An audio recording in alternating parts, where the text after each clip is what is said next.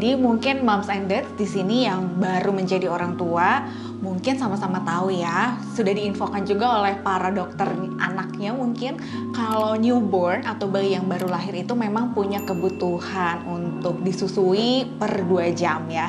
Jadi maksimal sekali 4 jam itu waktu dia bablas tidur gitu ya. Nah ketika udah lebih dari 4 jam, ini kita perlu aware nih untuk membangunkan anak. Nah tapi gimana sih caranya?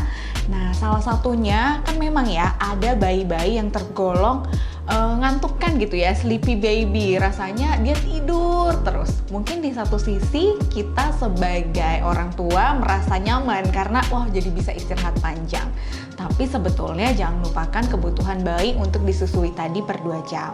Caranya mungkin pertama bukan kita jangan sampai yang mengganggu bayi dan mengagetkan bayi, tapi kita lakukan secara gentle dan perlahan. Pertama misalnya bayinya dibedong, kita buka bedongnya dulu perlahan. Kemudian mungkin bisa diusap-usap kakinya, tangannya, badannya, kita cium misalnya. Kita berikan sentuhan secara perlahan.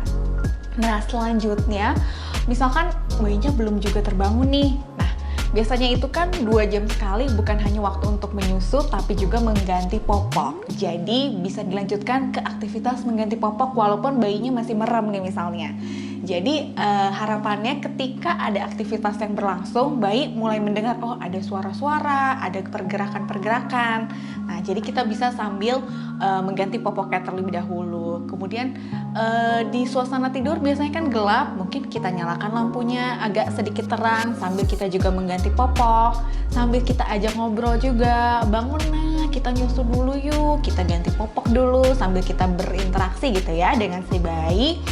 Kalau belum juga mungkin sambil kita gendong, kita usap-usap. Biasanya sih bayi dengan adanya sentuhan-sentuhan seperti itu menjadi lebih alert dan akhirnya bangun untuk menyusu.